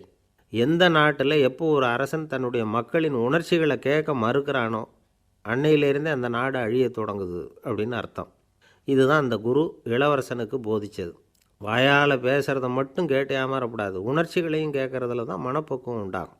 மக்கள் உணர்ச்சிகளை புரிந்து கொள்ளாத அரசர்கள் நீடிச்சிருக்க முடியாது. அது மாதிரி நாடுகளில் அடிக்கடி குழப்பம் தான் உண்டாகும். அப்படி இருந்தால் அடிக்கடி ஆட்சி மாறிக்கிட்டு இருக்கும். அப்படிப்பட்ட ஒரு தேசம், அங்கே ஒரு சிறைச்சாலையில் 3 கைதிகள் பேசிக்கிட்டு இருந்தாங்க. ஒருத்தன் சொன்னான், நான் இந்த நாட்டு ராஜாவை எதிர்த்து பேசிக்கிட்டு இருந்தேன், அதனால் என்னை பிடிச்சி கொண்டாந்து இங்கே போட்டுவிட்டாங்க அப்படின்னா ஒருத்தன். இன்னொருத்தன் சொன்னான், நான் இந்த நாட்டு ராஜாவை ஆதரித்து பேசிக்கிட்டு இருந்தேன், அதனால் என்னை பிடிச்சி கொண்டாந்து இங்கே தள்ளிவிட்டாங்க அப்படின்னா. அது சரி, நீ என்ன தப்பு பண்ண அப்படின்னு சொல்லி 3வது ஆளை பார்த்து இவங்க கேட்டாங்க. அதுக்கு அந்த ஆள் சொல்கிறான், நான் தான் இந்த நாட்டு ராஜா அப்படின்னானா. ஒரு ஆசாமி வேகமாக ஓடிக்கிட்டு இருந்தான். ஏன் இப்படி ஓடுறேன்னு கேட்டார் இன்னொருத்தர். அங்கே ஒரு ஆளை அடிபட்டு கிடக்கிறான், அதை பார்த்தேன், உடனே ஓடுறேன்னா. எங்கேன்னு கேட்டார். ஆஸ்பத்திரிக்குன்னா. ஒரு ஆள் அடிபட்டு கிடக்கிறத பார்த்தா உடனடியாக நாம் செய்ய வேண்டியது முதல் உதவி, அதுக்கப்புறம் தான் ஆஸ்பத்திரி. இன்றைக்கி விபத்துங்கிறது சர்வசாதாரணமாக நடந்துக்கிட்டு இருக்குது. வாகன விபத்து, வெடிகுண்டு விபத்து, தீ விபத்து, கட்டடம் சரியறது, பூகம்பம், இப்படி நிறைய நடக்குது. ஒரு விபத்தை பார்த்துட்டா நம்மளில் பல பேர் நமக்கு என்னத்துக்கு வம்புன்னு ஒதுங்கி போயிடுறதும் உண்டு. சில பேர் துணிஞ்சு கிட்ட போய் உதவி செய்கிறதும் உண்டு. அப்படி உதவி செய்ய நினைக்கிறவங்களுக்கு உபயோகப்படுற தகவல் இது. விபத்தில் காயமடைஞ்சவங்களை 3 பிரிவாக பிரிக்கலாமா. முதல் வகை கொஞ்சம் சீரியஸானது, உயிருக்கு உடனே ஆபத்து தரக்கூடியது. மூளை காயம், முகம், கழுத்து காயங்கள், இருதயம், நுரையீரல் காயங்கள், வயத்தில் உள்ளுறுப்பு காயங்கள், அதிகப்படியான இரத்தப்போக்கு, இதனால எல்லாம் பாதிக்கப்பட்டிருந்தால் அது முதல் வகை அப்படின்னு நாமளே மனசுக்குள்ளே முடிவு பண்ணிக்கணும். இவங்களுக்கெல்லாம் உடனடியாக முதல் உதவி கொடுக்கணும். தாமதப்படுத்தாமல் ஆஸ்பத்திரிக்கு கொண்டுகிட்டு போயிடணும். இப்படி கொஞ்சம் எச்சரிக்கையாக நடந்துக்கிட்டால் அவங்களில் பல பேரை காப்பாற்றி போடலாம். 2வது வகை எப்படின்னா, முதல் உதவி விரைவாக கிடைச்சா உயிர் பிழைக்கக்கூடிய மார்பு காயங்கள், கைகால் எலும்பு முறிவு, இடுப்பு முதுகெலும்பு காயம், சீரான இரத்த சேதம், இப்படிப்பட்டவங்களை 2வது வகையாக பிரிக்கணும். ஆபத்து இல்லாத சிராய்ப்புகள், சிறு காயங்கள், இரத்த உறைவுகள், இதனால் பாதிக்கப்படுறவங்க 3வது வகை. ஒருத்தர் தலையில் அடிபட்டு நினைவு விழுந்துட்டார்னு வச்சுங்க, அவருக்கு வாந்தி வர்றதுனால புறையேறி மூச்சு அடைப்பு உண்டாகும். இப்படி ஆகாமல் இருக்கிறதுக்காக தலையை ஒரு பக்கமாக சாய்ச்சி வைக்கலாம். நாடி துடிப்பையும் இதய துடிப்பையும் தொட்டு பார்க்கணும். அது குறைஞ்சிருந்தாலும் சரி, நின்று இருந்தாலும் சரி, அவர் மார்பை நிமிஷத்துக்கு 80 தடவை உள்ளங்கையால் அழுத்தி இதய துடிப்பை மீட்கிறதுக்கு உதவி பண்ணணும். கழுத்தில் காயம்பட்டாலும் ஆபத்து அதிகம். கழுத்துக்கு அடியில் ஒரு துண்டை மடித்து வைக்கலாம். 2 பக்கமும் சின்ன தலையணை அல்லது துணி மடிப்புகளை வச்சு கழுத்தை அதிகமாக அசையாமல் பார்த்துக்கலாம். முதுகெலும்பு முறிஞ்சிருக்குமோ அப்படிங்கிற சந்தேகம் இருந்ததுன்னா அவரை அதிகமாக அசைய விடக்கூடாது. அதிகமாக அசைஞ்சால் தண்டு இடத்துல பாதிப்பு ஏற்பட்டு கை கால் விளங்காமல் போயிடும். அவரை ஒரு கனமான போர்வை இல்லைன்னா பாயில் படுக்க வச்சு 4 பேர் மெதுவாக தூக்கி மருத்துவ உதவிக்கு அனுப்பி வைக்கலாம். கையெலும்பு முறிஞ்சிருந்தால் முறிஞ்ச பாகத்தை உடம்போடு சேர்த்து அசையாமல் கட்டிவிடலாம். கால் எலும்பு முறிஞ்சிருந்தால் மற்ற காலோடு சேர்த்து கட்டிவிடலாம். முறிஞ்ச பாகம் தொங்காமல் பார்த்துக்கணும். அப்போ தான் வீக்கம் உண்டாகாமல் இருக்கும். வெட்டு காயம், குண்டடிப்பட்ட காயம், இதிலெல்லாம் இரத்தப்போக்கு அதிகமாக இருக்கும். ரத்தம் வெளியேற ஆபத்து அதிகம். சுத்தமான துணியை பல மடிப்புகளாக மடித்து காயத்தின் மேலே வச்சு அழுத்தமாக ஒரு 10 நிமிஷம் பிடிச்சிக்கணும். ரத்தம் நின்ன உடனே காயத்துக்கு கட்டு போடலாம். சில சமயம் காயம்பட்ட பாகத்தை உயரமாக தூக்கி பிடிச்சிக்கிட்டா தான் ரத்த கசிவு நிற்கும். இந்த விவரங்களையெல்லாம் கொஞ்சம் மனசில் வாங்கி வச்சுக்கிட்டோம்னா சமயத்தில் உதவும். ஏன்னா இந்த காலத்தில் விபத்து எந்த ரூபத்தில் எப்போ வரும்னு யூகிக்கவே முடியல. நண்பர் ஒருத்தர் சொன்னார், நேற்றுக்கு பாருங்கள் சார், என் கண்ணு முன்னாடியே ஒரு சின்ன விபத்து நடந்ததுன்னார். என்னன்னு விசாரித்தோம். ஒரு பஸ்ஸில் வந்துக்கிட்டு இருந்தேன். அந்த பஸ்ஸில் பின்பக்கம் படி ஓரமாக நின்றுக்கிட்டு இருந்த ஒருத்தர் ரோட்டில் விழுந்துட்டார். டிரைவர் அதை கவனிக்கலை, நிறுத்தாமல் அவர் பாட்டுக்கு போகிறாருன்னார். கண்டக்டர் உடனே விசில் கொடுத்து பஸ்ஸை நிறுத்த வேண்டியது தானே அப்படின்னோம். அதுதான் சார் முடியாமல் போச்சுன்னார் அவர். ஏன்னு கேட்டாங்க. தவறி கீழே விழுந்ததே அந்த கண்டக்டர் தான் சார் அப்படிங்கிறார். ஒரு நண்பர், அவர்கிட்ட பேசிக்கிட்டு இருந்தேன். மனித உறவுகள் பற்றி அவர் சொல்லிகிட்டு இருந்தார். அமெரிக்காவில் தந்தை மகன் உறவு எப்படி இருக்குது அப்படிங்கிறத விளக்கிறதுக்கு அவர் ஒரு கதையை சொன்னார். ஒரு அப்பா பகல் பூராவும் அலுவலகத்தில் வேலை, ஓடி ஆடி உழைச்சிக்கிட்டு களைச்சி போய் ராத்திரி 10 மணிக்கு மேலே வீடு திரும்பினான். வீட்டு வாசலில் அவரோட மகன் காத்துக்கிட்டு இருக்கிறான். இன்னமும் தூங்கலை. அப்பாவை வாசல்லையே தடுத்து நிறுத்தி, அப்பா உனக்கு சம்பளம் எவ்வளவு அப்படின்னு கேட்குறான். ஏற்கனவே ஆஃபீஸு பிரச்சனைகளால் அலுத்து போய் திரும்புகிற அப்பாவுக்கு கோவம் வந்துடுது. என்னடா இப்படிலாம் கேளுன்னு உங்கள் அம்மா உனக்கு சொல்லி கொடுத்தாளா அப்படின்னு சொல்லிவிட்டு உள்ளே போய் சட்டையை கட்டி மாட்டி விட்டு குளிச்சு விட்டு மறுபடியும் வெளியில் உடையை மாற்றுகிற சமயம் அப்போ மறுபடியும் மகன் உள்ளே நிற்கிறான் அவர் முன்னாடியே. அப்பா உனக்கு எவ்வளவு சம்பளங்கிறான் மறுபடியும். அப்பாவுக்கு எரிச்சல் அதிகமாகிட்டுது. மணிக்கு $20 போதுமா அப்படின்னார். அப்படின்னா எனக்கு ஒரு $10 தர முடியுமான்னா மகன். இதுக்கு தான் என் சம்பளம் எவ்வளவுன்னு கேட்டியா? 2ஆம் வகுப்பு படிக்கிற உனக்கு எதுக்குடா $10 அப்படின்னு கத்திவிட்டு தொலைக்காட்சி பெட்டியின் முன்னாடி போய் உட்காந்துக்கிட்டு ஏதோ நிகழ்ச்சியை பார்க்க ஆரம்பிச்சிட்டார். கொஞ்ச நேரம் கழித்து மறுபடியும் மகன் நிற்கிறான். அப்பா ப்ளீஸ் எனக்கு ஒரு $10 கொடுக்க முடியுமா? மகனுடைய கண்களில் கண்ணீர். என்னடா அவன் கண்ணீரை காட்டி காரியம் சாதிக்கலாம்னு பார்க்குறியா? ஒரு காசு கூட கொடுக்க மாட்டான் போ அப்படின்னு விரட்டி விட்டான். மகன் கண்ணீரை தொடச்சிக்கிட்டே கண்ணை தொடச்சிக்கிட்டு பேசாமல் போய் படுத்துக்கிட்டானான். கொஞ்ச நேரம் ஆச்சு. அப்பாவோட கோபம் கொஞ்சம் கொஞ்சமாக குறைஞ்சிது. பிள்ளைகிட்ட கோபமாக கத்துனது தப்பு தாங்கிறது புரிஞ்சுது அவனுக்கு. எழுந்திரிச்சு போனான், படுக்கை இறக்கி போனான். மகனை பார்த்தான். அவன் தலையணையை கட்டி பிடிச்சிக்கிட்டு அழுதுகிட்டு இருக்கிறான். அவனை மெல்ல நெருங்கி அவங்ககிட்ட எதமாக பேசுகிறதுக்கு ஆரம்பித்தானான். எதுக்குடா உனக்கு $10 பள்ளிக்கூடத்தில் கேட்டாங்களா அப்படின்னு கேட்டானான். மகன் சொல்லியிருக்கான், இல்லை டாடி, உனக்கு 1 மணி நேரம் சம்பளம் $20ன்னு சொன்னேன். நீ ஏற்கனவே எனக்கு கொடுத்த பாக்கெட் மணி $10 என்கிட்ட இருக்குது. இப்போ நீ இன்னொரு $10 கொடுத்தீங்கன்னா அதையும் சேர்த்து $20 ஆகிடும். அந்த $20 நான் உனக்கு கொடுத்துருவேன். அப்படி கொடுத்தா நீ என் கூட 1 மணி நேரம் செலவழிப்ப இல்லையா? அதுக்காக தான் $10 கேட்டேன் அப்படின்னு சொன்னானான். அந்த அப்பா கண்ணு கலங்கி போச்சான். ஆதரவோடு தன்னுடைய மகனை கட்டி பிடிச்சி அழ ஆரம்பிச்சிட்டாராம். இதுதான் நண்பர் சொன்ன கதை. அமெரிக்கா மட்டும் இல்லை, உலகம் பூராவும் இன்றைக்கி மனித உறவுகள் இப்படி தான் மாறிட்டுருக்கு. பெரியவர்கள் அறிவுரை என்ன தெரியுமா? உங்கள் குழந்தைகளிடமிருந்து குழந்தை பருவத்தை பிரித்து விடாதீர்கள் அப்படிங்கிறது தான். அதாவது இன்றைய குழந்தைகள் தங்கள் பிருந்தாவனத்தை இழந்து விடுகிறார்கள் அப்படிங்கிறது அவங்களுடைய கருத்து. இந்த நிலைக்கு நாம் காரணமாக இருந்துடக்கூடாது. குழந்தைகளோட விளையாடுவோம், குடும்பத்தோடு உறவாடுவோம் அப்படிங்கிறது தான் நம்முடைய நோக்கமாக இருக்கணும். இன்றைய உறவு முறைக்கு இன்னொரு உதாரணம் சொல்லுவாங்க. ஒருத்தர் வந்தாராம், அவர் பக்கத்தில் ஒரு சின்ன பையன். நாம் அவரை விசாரிக்கிறோம், யார் இந்த பையன் அப்படின்னா அவர் சொல்கிறார், இவன் எனக்கு தூரத்து உறவு அப்படின்னாராம். இந்த தூரத்து உறவுன்னா எப்படின்னு இருக்கான். இதுக்கு அவன் சொல்லியிருக்கிறான், இவன் எங்கள் அப்பாவுக்கு 8வது புள்ள அப்படின்னானான். ஒரு ஊரில் ஒரு பெரிய ஞானி இருந்தார். அவர் படுக்கையில் இருந்தார். இன்னும் கொஞ்ச நேரம்தான் அவர் இந்த உலகத்தில் இருக்க போகிறார். அவரை சுற்றி ஏகப்பட்ட கூட்டம். ஏற்கனவே அவருடைய உபதேசங்களை கேட்டவங்க பல பேர் அவரை சுற்றி நிற்கிறாங்க. அந்த ஞானி மெதுவாக கண்ணை திறந்து பார்க்குறார். எல்லாரும் அவருடைய கடைசி வார்த்தையை கேட்கறதுக்காக அவளோட காத்துக்கிட்டு இருக்கிறாங்க. அந்த ஞானி மெதுவாக பேச ஆரம்பித்தார். நான் என்னுடைய வாழ்நாள் பூராவும் உங்களுக்கு நிறைய போதனைகள் சொல்லிக்கிட்டு இருக்கிறேன். பேரானந்தம், மகிழ்ச்சி, தியானத்தன்மை இதை பற்றியெல்லாம் சொல்லியிருக்கிறேன். இப்போ நான் வேறு ஒரு கரைக்கு போய்கிட்டுருக்கிறேன். நான் இனிமேல் இந்த கரையில் இருக்க மாட்டேன். நீங்கள் நான் சொன்னதையெல்லாம் கேட்டீங்க, ஆனால் எதையும் நீங்கள் நடைமுறைப்படுத்தி பார்க்கல. எல்லாம் கேட்டதோடு சரி, அதோடு விட்டுவிட்டீங்க. அப்புறம் அதை தள்ளி போட்டுக்கிட்டே வந்துட்டீங்க. மேலும் அதை தள்ளி போடுறதுல எந்த பிரயோஜனமும் கிடையாது. இப்போ நான் போய்கிட்டு இருக்கிறேன். உங்களில் யாராவது என்னோட வர்றதுக்கு தயாரா அப்படின்னு கேட்டார். அவ்வளவுதான். யாரும் வாயை திறக்கலை. ஒரே மௌனம், சத்தமே இல்லை. ஒருத்தர் பார்த்துக்கிட்டே நிற்கிறாங்க. அந்த கூட்டத்தில் ஒரு ஆள் அந்த ஞானி கூடவே 40 வருஷத்துக்கு மேலே இருந்திருக்கிறான். அவனும் வாயை திறக்காமல் இன்னொருத்தன் முகத்தை பார்த்துக்கிட்டே நிற்கிறான். இந்த சமயத்தில் பின்னாடி நின்றுக்கிட்டு இருந்த ஒருத்தன் கையை தூக்கினான். ஞானி அவனை பார்த்தார். சரி, ஒருத்தனுக்காவது நம்மோட வர்றதுக்கு தைரியம் இருக்குது அப்படின்னு நினச்சார். ஆனால் அந்த ஆள் என்ன சொன்னான் தெரியுமா? ஐயா, நீங்கள் கேட்குறப்போ நான் உடனே எழுந்திருக்கல, கையை மட்டும்தான் தூக்கினேன். என்ன காரணம்னா, நான் எப்படி அடுத்த கரைக்கு சேர்றதுங்கிறத தெரிஞ்சுக்கிறதுக்காக தான். அந்த விவரத்தை மட்டும் இப்போ உங்ககிட்ட இருந்து நான் தெரிஞ்சுக்க ஆசைப்பட்றேன். ஏன்னா இப்போ நான் உங்கள் கூட வர்றதுக்கு தயாராக இல்லை. எவ்வளவோ காரியங்களை நான் இன்னும் இங்கே முடிக்க வேண்டி இருக்குது. வீட்டுக்கு ஒரு விருந்தினர் வந்திருக்கிறார். என்னுடைய இளைய மகனுக்கு கல்யாணம் பண்ணி வைக்கணும். அதனால் இன்றைக்கி உங்கள் கூட வர முடியாது. அது மட்டும் இல்லை, இப்போ உங்கள் கூட அடுத்த கரைக்கு வந்தால் திரும்பி வர முடியாதுன்னு வேறு சொல்கிறீங்க. அதனால் இப்போ நான் வரல. இன்னொரு நாள் நிச்சயமாக நான் வர்றேங்க, உங்களை சந்திக்கிறேன். அதனால் இப்போ நீங்கள் இன்னொரு தடவை எங்களுக்கு விளக்கமாக சொல்லணும். ஏற்கனவே பல தடவை சொல்லியிருக்கிறீங்க. தயவு பண்ணி இப்போ ஒரு தடவை சொன்னீங்கன்னா சௌகரியமாக இருக்கும். அந்த அடுத்த கரையை அடையிறது எப்படி? இப்போ ஒரு தடவை அதை விளக்கமாக சொல்லிட்டிங்கன்னா நல்லா ஞாபகப்படுத்திக்குவேன். அது சரியான சமயம் வர்றப்போ இது எனக்கு உதவியாக இருக்கும் அப்படின்னு நானா. ஆனால் உண்மை என்ன தெரியுமா?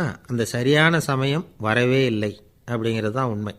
இப்படி அந்த கதை முடியும். இந்த கதை அந்த ஒரு ஆளுக்கு மட்டும் இல்லை, கிட்டத்தட்ட எல்லாருக்குமே அது பொருந்தும் அப்படிங்கிறாங்க விவரம் தெரிஞ்சவங்க. எல்லாருமே அந்த சரியான தருணத்துக்காக தான் காத்துக்கிட்டு இருக்கிறாங்களாம். அதுக்காக ஜோசியம் பார்க்குறாங்க, கைரேகை பார்க்குறாங்க. நாளைக்கு என்ன நடக்குங்கிற ஆவலில் எல்லாரும் காத்துக்கிட்டு இருக்கிறாங்க. ஆனால் அந்த ஒரு நாள் ஒருபோதும் வரப்போகிறதில்ல. நீங்கள் தள்ளி போடுறதுக்காக பல அர்த்தமில்லாத காரணங்களை தேடுறீங்க அப்படிங்கிறார் ஒரு ஞானி. காத்திருக்கிறதுலேயே நம்ம காலம் ஓடி போயிடுது. ஏன்னா இன்றைக்கி நாம் சிந்திக்கிறது நாளைக்கு நாம் சிந்திக்கிறது இல்லை. ஒவ்வொரு நாளும் ஒவ்வொரு மாதிரி போயிடுது. நாளைக்கு மறுநாளை பற்றியே சிந்திக்கிறோம். இப்படியே அது பாட்டுக்கு போயிடும். கரையை தொட்டு பார்க்குறது எப்போ? இதுதான் கேள்வி. நமக்கு வேண்டியப்பட்ட ஒருத்தர் ஒரு ரயில்வே பிளாட்ஃபாரத்தில் நின்றுட்டு இருக்கிறார். அங்கே இருக்கிறவங்ககிட்ட கேட்குறாராம், விசாரிக்கிறார். ஏங்க கிழக்க போகிற ரயில் போயிட்டுதுங்களான்னாராம். போயிட்டுதுன்னு இருக்கிறாங்க. கொஞ்ச நேரம் கழித்து எங்கே மேற்க போகிற ரயில் போயிட்டுதுங்களான்னு கேட்டிருக்காரு. போயிட்டுதுங்களான்ட்ருக்காங்க. அப்புறம் கொஞ்சம் நேரம் கழித்து மறுபடியும் ஏங்க 10:30 மணி வண்டி போயிட்டுதான்னு கேட்டிருக்காரு. தொடர்ந்து காலையிலேருந்து சாயந்தரம் வரைக்கும் இப்படி ஒரே இடத்துல நின்றுட்டு கேட்டுக்கிட்டே இருக்கிறார். இதை பார்த்துக்கிட்டு இருந்த ஒருத்தர் அவர்கிட்ட வந்து, ஏங்க நீங்கள் எங்கே போகணும் அப்படின்னு கேட்டாராம். இவர் மெதுவாக சொன்னாராம், இந்த ரயில்வே லைனை தாண்டி அந்த பக்கம் போகணும் அப்படின்னாராம். நம்பிக்கை இல்லைன்னா இந்த உலகத்தில் நாம் நடமாடவே முடியாது. அவநம்பிக்கையோடு இருந்துக்கிட்டு இருந்தால் என்றைக்கும் அவஸ்தை தான். நாம் நம்புறது நடக்குதோ இல்லையோ அது வேறு விஷயம். ஆனால் எதையும் நம்பி தான் நாம் அடி வைக்க வேண்டியிருக்கு. வேறு ஒன்றும் வேணாம், ஒரு லாட்ரி சீட்டு வாங்குகிறோம், அது எங்கே நமக்கு விழப்போகுது அப்படிங்கிற அவநம்பிக்கையோடவா வாங்குகிறோம்? பரிசு நமக்கு தான் அப்படிங்கிற நம்பிக்கை உள்ளூர இருக்கிறதுனால தான் அதை வாங்குகிறோம். இருந்தாலும் முடிவு வேறு மாதிரி ஆகிடுது. அதுக்காக மனசு சோர்ந்து போகிறதில்ல, அடுத்த மாதமும் சீட்டு வாங்குகிறோம். இந்த நம்பிக்கை தான் மனித வாழ்க்கைக்கு ஆதாரம். ஒரு கடையில் போய் டீ சாப்பிட்றீங்க, அந்த டீ நல்ல டீ தானா, அதில் விஷம் கலந்துருக்குமா அப்படிங்கிற சந்தேகம் வந்துட்டுதுன்னு வச்சுங்க. அதுக்கப்புறம் அதை எப்படி நீங்கள் சாப்பிட முடியும்? நம்பி தான் சாப்பிட்ணும். ரயில் ஒழுங்காக போய் சேருங்கிற நம்பிக்கை இருக்கிறதுனால தான் அதில் ஏறி உட்காடுறோம். லெட்டர் ஒழுங்காக போய் சேருங்கிற நம்பிக்கை இருக்கிறதுனால தான் பெட்டியில் போடுறோம். சரி, நம்ம கதையெல்லாம் நம்மளோட இருக்கட்டும். மனித நம்பிக்கை எந்த அளவுக்கு உறுதியாகவும் அறிவுபூர்வமாகவும் இருக்கணுங்கிறதுக்கு அலெக்சாண்டர் வாழ்க்கையில் நடந்த ஒரு சம்பவத்தை உதாரணமாக சொல்லலாம். இந்த உலகத்தையே ஜெயிக்கணும்னு புறப்பட்டார் அலெக்சாண்டர். ஒரு கட்டத்தில் அவர் சிட்னஸ் நதி கரைக்கு வந்து சேர்ந்தார். அந்த சமயத்தில் அவருக்கு கடுமையான நோய் வந்துட்டுது. அவர் கூடவே வந்திருந்த கிரேக்க வைத்தியர்கள் என்னென்னமோ முயற்சியெல்லாம் பண்ணி பார்த்தாங்க. இருந்தாலும் அலெக்சாண்டருக்கு வந்திருக்கிறது என்ன நோய்ங்கிறத அவங்களால கண்டுபிடிக்க முடியல. ஏன்னா அந்த பகுதியில் உள்ளவங்களுக்கு மட்டுமே அதிகமாக வரக்கூடிய ஒரு வினோதமான நோயாக இருந்தது அது. ஆனால் அவர் இருக்கிற இடம் எதிரியோட இடம், பாரசீக மன்னனோட ஆளுகைக்கு உட்பட்ட இடம். என்ன பண்ணுறது அப்படின்னு எல்லாரும் யோசனை பண்ணாங்க. பாரசீக மன்னனோட அரண்மனையில் இருக்கிற வைத்தியர் வந்தால் இந்த நோயை குணப்படுத்தி விடுவார் அப்படின்னு சொன்னாங்க.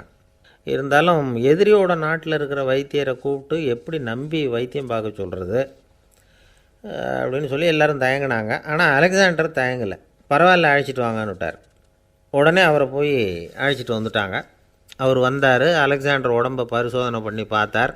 சரி, இதை குணப்படுத்தி விடலாம், பயப்பட வேண்டியதில்லை. ஆனால் இதுக்கு ஒரு மூலிகை ரசம் தயார் பண்ணி கொடுக்கணும். நான் போய் அதை தயார் பண்ணிவிட்டு 2 நாளில் திரும்பி வந்துடுறேன் அப்படின்னு சொல்லிவிட்டு போனார் அந்த வைத்தியர். அதே மாதிரி 2 நாளில் திரும்பி வந்தார் மூலிகை ரசத்தோட. இதுக்கு இடையில் அலெக்சாண்டரோட தளபதிகளில் ஒருத்தர் ரகசியமாக ஒரு எச்சரிக்கை கடிதம் கொடுத்து அனுப்பியிருக்கிறான். அதை வாங்கி என்ன விஷயம்னு பார்த்தார். இப்போ உங்ககிட்ட வந்திருக்கிற எதிரி நாட்டு வைத்தியரை நம்பாதீங்கோ, அவன் கொண்டுகிட்டு வந்திருக்கிற மூலிகை ரசத்தில் விஷம் கலந்துருக்குது அப்படின்னு அதில் எழுதியிருக்கு. அதை பார்த்தார் அலெக்சாண்டர். இருந்தாலும் கொஞ்சம் கூட அலட்டிக்கலை. வைத்தியர் கொடுத்த மருந்தை வாங்கி கடகடன்னு குடிச்சுட்டு அதுக்கப்புறம் அந்த கடிதத்தில் இருந்த விஷயத்தை அந்த வைத்தியர்கிட்ட சொன்னார். வைத்தியர் திகைச்சு போயிட்டார். தன் மேலே அலெக்சாண்டர் வச்சுருக்கிற நம்பிக்கையை பார்த்து அவருக்கு ரொம்ப வியப்பு. வைத்தியர் உண்மையிலேயே நல்ல மருந்து தான் கொண்டுகிட்டு கொடுத்துருக்கிறார், அதில் விஷம்லாம் எதுவும் கலக்கலை. அதுக்கப்புறம் அலெக்சாண்டர் அந்த வைத்தியரை பார்த்து சொன்னாராம், நம்பிக்கைங்கிற அச்சாணியை ஆதாரமாக வச்சுக்கிட்டு தான் இந்த உலகம் சுற்றிக்கிட்டு இருக்குது. எனக்கு எதிரியாக இருந்தாலும் பாரசீக மன்னர் ரொம்ப பெரியவர். அப்பேற்பட்ட மன்னருடைய அரண்மனை வைத்தியர் தொழில் நேர்மை இல்லாதவராக இருக்க மாட்டார். அப்படி இருந்தால் அவரை அரண்மனை வைத்தியராக வச்சிருக்கவே மாட்டாங்க அப்படின்னு நம்பினேன். என்னுடைய நம்பிக்கை வீண் போகலை அப்படின்னாராம். இதுதான் மானுட நம்பிக்கைங்கிறது. இந்த காலத்துலேயும் இது மாதிரி இந்த மானுட நம்பிக்கையை ரொம்பவும் சாமர்த்தியமாக கையாளுகிற கெட்டிக்காரங்க சில பேர் இருக்கிறாங்க. ஒரு இந்த காலத்து குரு, அவருக்கு ஒரு சிஷ்யன்.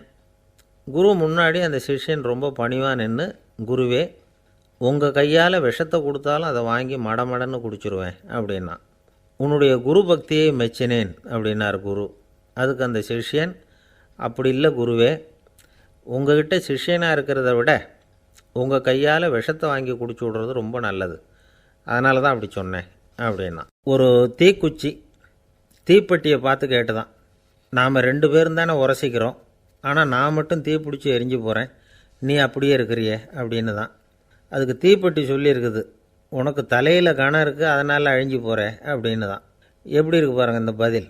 தலையில் கணம் உள்ளவங்க யாருமே சரியாக இருக்க முடியாது. எவ்வளவு பெரியவங்களாக இருந்தாலும் சரி, ரொம்ப கஷ்டம்தான் அது. கர்வம்ங்கிறது கூடவே கூடாது. இதை விளக்கறதுக்கு மகான் ஒருத்தர் ஒரு சம்பவத்தை சொல்கிறார். அர்ஜுனன் தீர்த்த யாத்திரை பண்ணானா. அப்போது தென்னிந்தியாவுக்கு வந்திருக்கிறான். ராமேஸ்வரத்துக்கு போனப்போ அங்கே இலங்கைக்கு கல்லுலாம் அடுக்கி போடப்பட்டிருந்த பாலத்தை பார்த்தானா. ஒரு சின்ன குரங்கு அதுக்கு பக்கத்தில் விளையாடிக்கிட்டு இருந்திருக்கு. அதை பார்த்துட்டு அர்ஜுனன் சிரிச்சிருக்கான். ஏன் சிரிக்கிறேன்னு கேட்டிருக்கு அந்த குரங்கு. ராமன் மிகச்சிறந்த வில் வீரன். அப்படி இருக்கிறப்போ அவன் இலங்கைக்கு அம்புகளாலேயே ஒரு பாலம் கட்டியிருக்கலாம். அதை விட்டுட்டு போயும் உன்ன மாதிரி குரங்குகளை துணையாக வச்சுக்கிட்டு இப்படி ஒரு கருங்கல் பாலத்தை கட்டியிருக்கிறானே அப்படின்னு நானா. அம்புகளால் பாலம் கட்ட முடியுமா அப்படின்னு கேட்டுதான் குரங்கு. ஏன் முடியாது, என்னால் முடியுமேன்னு இருக்கான் அர்ஜுனன். அம்பால் பாலம் கட்டலாம், இருந்தாலும் என்ன மாதிரி குரங்குகள் ஏறி நடந்தா அது தாங்குமா? அதனால தான் ராமர் கருங்கல் பாலமே கட்டினார் அப்படின்னுது குரங்கு சொல்லிச்சான். அப்படியே சொல்கிற, நான் வேணும்னா இப்போ அம்புகளாலேயே ஒரு பாலத்தை கட்டுறேன், நீ அது மேலே ஏறி நடந்து பார். பாலம் விழுந்துட்டுதுன்னா நான் தீ மூட்டி அதில் குதித்து உயிர் தியாகம் பண்ணிவிடுறேன் அப்படின்னு நான் ரொம்ப கோபமாக. உடனே அந்த சின்ன குரங்கு பெரிய உருவம் எடுத்துட்டு தான் கையில் கதையோடு அர்ஜுனன் முன்னாடி நிற்கிறான் அனுமன். பார்த்தா, என்னுடைய தலைவர் ராமரையா இழிவாக பேசுகிற, நீ இப்போ பாலம் கட்டு, நான் என்னுடைய பலத்தை காட்டுறேன் அப்படின்னு அனுமன். அர்ஜுனன் தன்னுடைய காண்டிபத்தை எடுக்கிறான், சரமாரியாக அம்புகளை விடுறான். அதெல்லாம் ஒன்றோட ஒன்று கோத்துக்கிட்டு அப்படியே பாலம் மாதிரி நிற்கிது. அர்ஜுனன் தலை நிமிர்ந்து நின்னான். அனுமன் உயர கிளம்பி அங்கேருந்து பாலத்தில் பொத்துன்னு இறங்கினான். பாலம் அப்படியே நொறுங்கி போச்சு தூள் தூளாக. என்ன அர்ஜுனா, இப்போ என்ன செய்ய போகிற அப்படின்னு நான் ஏளனமா. அர்ஜுனன் தலையை தொங்க போட்டுக்கிட்டான். சொன்னபடி தீ மூட்டி அதில் குதிக்கிறதுக்காக 3 தடவை சுற்றி வந்தான். அப்போது கிருஷ்ணர் அங்கே வந்தார். என்ன அர்ஜுனா, என்ன நடக்குது, என்ன இது அப்படின்னு ஒன்றும் தெரியாத மாதிரி கேட்டார். அர்ஜுனன் வாயை திறக்கிறதுக்கு முன்னாடி அனுமன் வாயை திறந்தான், நடந்ததை சொன்னான். அர்ஜுனன் சவால் விட்டபடி உயிர் திறந்தே ஆகணும்னு அனுமன். கிருஷ்ணர் யோசனை பண்ணார். நல்லது, இந்த சவால் விட்டதுக்கும் நடந்ததுக்கும் யார் சாட்சி? பெரியவர் ஒருத்தரை சாட்சியாக வச்சுக்கிட்டல்லவா நீங்கள் இந்த போட்டியை நடத்தியிருக்கணும் அப்படின்னார். அதனால் என்ன, இப்போ மறுபடியும் அந்த போட்டியை நடத்திவிட்டா போச்சு, என்னால் அந்த அம்பு பாலத்தை நொறுக்க முடியாதா அப்படின்னு அனுமன். சரி, இப்போ மறுபடியும் அது நடக்கட்டும்னார் கிருஷ்ணர். அர்ஜுனன் அம்பு பாலம் அமைச்சான். அனுமன் ஏறி குதிச்சான். பாலம் அசைஞ்சு கொடுக்கவே இல்லை, அவ்வளோ உறுதியாக இருக்குது. இப்போ அனுமன் தலையை குனிஞ்சிக்கிட்டான். அர்ஜுனன் நன்றியோடு நிமிர்ந்து பார்த்தான். கிருஷ்ணருடைய தோள்கள்லேயும் முதுகள்லேயும் ரத்தம். என்ன சுவாமி, என்ன நடந்ததுன்னு நான் பதறி போய், உன் அம்பு பாலத்தை நான் தான் முட்டு கொடுத்து தாங்கிக்கிட்டு இருந்தேன்.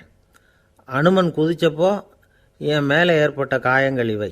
பின்ன உன்னுடைய அம்பு பலத்தினாலேயா பாலம் நின்றுதுன்னு நினைக்கிறேன் அப்படின்னாராம். முதல்ல அர்ஜுனன், அப்புறம் அனுமன் 2 பேருக்குமே கர்வ பங்கம் ஆயிட்டு தான்.